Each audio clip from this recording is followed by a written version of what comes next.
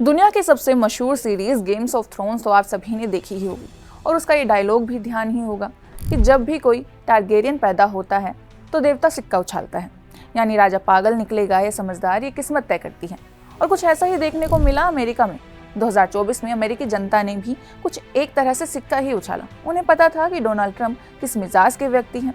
इसके बावजूद 20 जनवरी 2025 को ट्रंप दूसरी बार अमेरिका के राष्ट्रपति बने, लेकिन सत्ता संभालते ही ट्रंप ने ये साबित करना शुरू कर दिया कि उनके फैसले, उनका गुस्सा और उनकी जिद किसी टारगेरियन से कम नहीं है। आज 1 साल बाद हाल ये है कि दुनिया का वर्ल्ड ऑर्डर हिल चुका है। अब कौन अमेरिका का दुश्मन है और कौन दोस्त, इस सवाल का जवाब तो बड़े बड़े जियोपॉलिटिक्स एक्सपर्ट्स को भी नहीं पता। आइए पिछले 1 साल में ट्रंप के उन 10 बड़े फैसलों पर नजर डालते हैं जिन्होंने पूरी दुनिया में हंगामा मचा दिया। सबसे पहले बात करते हैं वेनेजुएला के राष्ट्रपति को उठाने की। इस बात से तो सभी वाकिफ हैं कि अमेरिकी राष्ट्रपति के तौर पर ट्रंप तेल के खजाने वेनेजुएला में कुछ करने वाले थे, लेकिन 3 फरवरी को जो हुआ उससे पूरी दुनिया हैरान रह गई। अमेरिकी सेना ने 3 जनवरी 2026 को सैन्य अभियान चलाया, जिसमें वेनेजुएला के राष्ट्रपति निकोलस मादुरो और उनकी पत्नी सिलिया फ्लोरेस को पकड़ लिया गया, जिसके बाद उन्हें अमेरिका ले जाया गया। बता दें, इस अमेरिकी सैन्य अभियान का code name operation absolute resolve नाम दिया गया। और इसमें कमाल की बात ये थी कि ये सब अमेरिका में ड्रग्स की तस्करी के नाम पर किया गया था, लेकिन इन सैन्य अभियान के बाद ट्रंप उसकी एकदम बात नहीं कर पा रहे थे। वहीं ट्रंप का कहना है कि अब अमेरिका ही वेनेजुएला को चलाएगा, उसके तेल के कुओं को मैनेज करेगा। दूसरा है ग्रीनलैंड पर कब्जे का ऐलान। डेनमार्क के अर्ध स्वायत्त क्षेत्र ग्रीनलैंड पर कब्जा करने को लेकर ट्रंप की जिद सनक में बदल गई। नाटो का सबसे पावरफुल देश ही दूसरे देश की जमीन पर कब्जा करना चाहता है और इसके लिए वो सैन्य हमले की सीमा तक भी जाने को तैयार है। वहीं ट्रंप का कहना है कि रूस या चीन को रोकने के लिए ये जरूरी है। भले ही ग्रीनलैंड और डेनमार्क ने साफ कहा है कि ग्रीनलैंड बिकाऊ नहीं है, लेकिन ट्रंप ने उसे हड़पने के लिए सैन्य ताकत के इस्तेमाल से इनकार नहीं कर पा रहे हैं। इतना ही नहीं, ट्रंप ने उनके कब्जे का विरोध कर रहे सहयोगी देशों पर भी टैरिफ की घोषणा कर दी है, जबकि नाटो के दूसरे देश ग्रीनलैंड में अपनी सेना भेज रहे हैं। तीसरा है यूक्रेन रूस की जंग को रुकवाने के दावे। ट्रंप ने चुनावी वादा किया था कि अपनी कुर्सी पर बैठने के 24 घंटों के अंदर अंदर वो रूस यूक्रेन की जंग खत्म करवा देंगे। और देखिए, 1 साल गुजर चुका है, जंग तस की मस चल रही है। ट्रंप दुनिया में 8 जंगों को रुकवाने का झूठा दावा करते फिर रहे हैं, लेकिन रूस यूक्रेन जंग पर उनकी एक नहीं चल रही है। वो कभी यूक्रेन के राष्ट्रपति जेलेंस्की को व्हाइट हाउस में बुलाकर दुनिया के सामने बेइज्जत करते हैं, तो कभी पुतिन को जंगों का मौतों का जिम्मेदार ठहराते हैं। कुल मिलाकर देखा जाए तो जंग अब भी जारी है और यूक्रेन में खुलेआम अमेरिकी हथियार बिक रहे हैं। चौथा है गाजा पर फ्लिप फ्लॉप।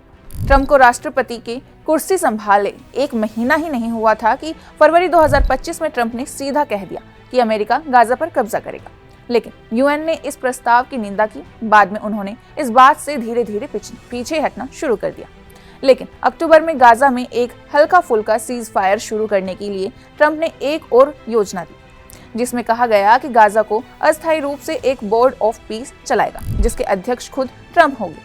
इस घोषणा के बाद ट्रंप ने परमानेंट मेंबर बनने के लिए देशों से $1 बिलियन यानी करीब 8300 करोड़ रुपए की मांग की। पांचवा है कम से कम 7 देशों पर हमला करने का फैसला। वहीं ट्रंप ने अपने दूसरे कार्यकाल के पहले साल के दौरान कम से कम 7 देशों Iran, Iraq, Nigeria, Somalia, Syria, Venezuela और यमन में सैन्य हमले का आदेश दिया। इस दौरान उनके कार्यकाल के पहले 5 महीनों में ही 529 से ज्यादा हवाई हमले दर्ज किए गए थे, जिसमें ईरान के 3 परमाणु ठिकानों पर भी हमला शामिल था। छठा है शांति दूत का झूठा दावा।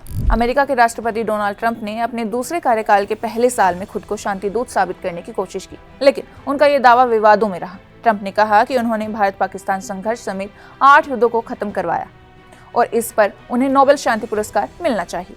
हालांकि 2025 का नोबेल शांति पुरस्कार वेनेजुएला की विपक्षी नेता मारिया कोरिना मचाडो को दिया गया, जिसके बाद नॉर्वे की नोबेल समिति ने कहा कि पुरस्कार के फैसले पर उनका नियंत्रण नहीं है। ट्रंप ने नॉर्वे पर नाराजगी जताई और कहा कि अब उन्हें खुद अमेरिका के हितों पर ध्यान देने की आजादी मिली है।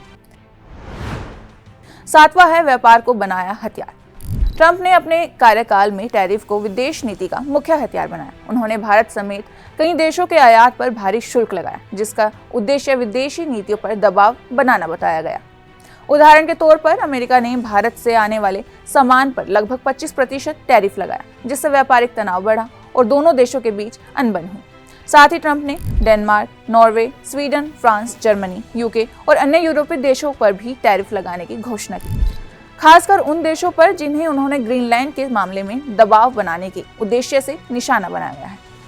टैरिफ की इन नीतियों में वैश्विक अर्थव्यवस्था में अस्थिरता पैदा कर दी, जिसके बाद कई देशों ने इसके खिलाफ प्रतिक्रिया भी दी। यूरोप के कई नेताओं ने इन कदमों को गलत और अर्थव्यवस्था के लिए खतरा बताया। इतना ही नहीं, इन फैसलों ने व्यापारिक रिश्तों में तनाव बढ़ा और वैश्विक बाजारों पर भी असर देखने को मिला। 8वां है तमाम अंतर्राष्ट्रीय समझौते और गठबंधनों से निकलना। ट्रंप ने अमेरिकी फर्स्ट नीति के तहत कई अंतर्राष्ट्रीय समझौतों और गठबंधनों से अमेरिका को अलग कर दिया है। अपने दूसरे कार्यकाल के पहले ही दिन उन्होंने पेरिस जलवायु समझौते से अमेरिका को वापस निकालने का आदेश दिया, जिससे अमेरिका वैश्विक जलवायु प्रयासों से दूर हो गया। इसके बाद ट्रंप ने 66 अंतर्राष्ट्रीय संगठनों से भी अमेरिका को अलग करने का आदेश जारी किया, जिनमें कई संयुक्त राष्ट्र निकायों और वैश्विक गठबंधनों के सहयोग शामिल थे। इसके अलावा ट्रंप ने नाटो सहयोगियों को चेतावनी दी कि अगर वे रक्षा खर्च के लक्ष्यों को पूरा नहीं करते हैं तो अमेरिका आर्टिकल 5 के तहत रक्षा प्रतिबद्धता निभाने में कटौती कर सकता है, जिससे यूरोपीय सुरक्षा सहयोग में दबाव बढ़ा है। अमेरिका ने USAID सहित विदेश सहायता और विकास फंडिंग में बड़े कटौती भी की, जिससे वैश्विक स्वास्थ्य और विकास कार्यक्रमों पर असर पड़ा है। 9वां है न्यूक्लियर टेस्ट की बात। इस बीच ट्रंप ने न्यूक्लियर टेस्ट को लेकर बड़ा बयान भी दिया। ट्रंप का आरोप था कि रूस, चीन और पाकिस्तान जैसे कई देश छिपकर अंडरग्राउंड न्यूक्लियर टेस्ट कर रहे हैं। 2 नवंबर को CBS के एक इंटरव्यू में ट्रंप ने कहा था कि रूस और चीन टेस्ट कर रहे हैं, लेकिन इस बारे में खुलकर बात नहीं करते। ट्रंप ने यह भी कहा था कि वो नहीं चाहते कि अमेरिका अकेला ऐसा देश बनना चाहता हूं जो न्यूक्लियर टेस्ट ना करे। अगर ट्रंप ने ब्लास्ट करने का आदेश दिया है तो इसका मतलब होगा कि 1992 के बाद अमेरिका पहली बार न्यूक्लियर विस्फोट करेगा। 10वां है अमेरिका में उथल पुथल। ट्रंप के प्रशासन ने कई विवादित और कठोर कदम उठाए हैं, जिससे देश में उथल पुथल मची हुई है। ट्रंप प्रशासन ने संघीय DEI यानी विविधता, समानता और समावेशन कार्यक्रमों को समाप्त कर दिया है और सरकारी नौकरियों में भर्ती और प्रमोशन केवल योग्यता और टैलेंट के आधार पर करने का निर्णय लिया है। इसके अलावा उन्होंने सरकारी दस्तावेज में केवल जन्म के समय का लिंग मान्यता देने का नियम लागू किया। इतना ही नहीं, ट्रंप ने अवैध प्रवासन पर कड़ी कार्रवाई शुरू की और अमेरिका की सड़कों पर भी सुरक्षा एजेंटों को तैनात किया, जिससे कई बार विवाद और आलोचना हुई। इसके साथ ही उन्होंने कुछ यूनिवर्सिटीज पर वामपंथी और यहूदी विरोधी विचारधारा को बढ़ावा देने के आरोप लगाए और फिलिस्तीनी समर्थक प्रदर्शनों को राष्ट्र विरोधी बताकर सख्त कार्रवाई का आदेश दिया।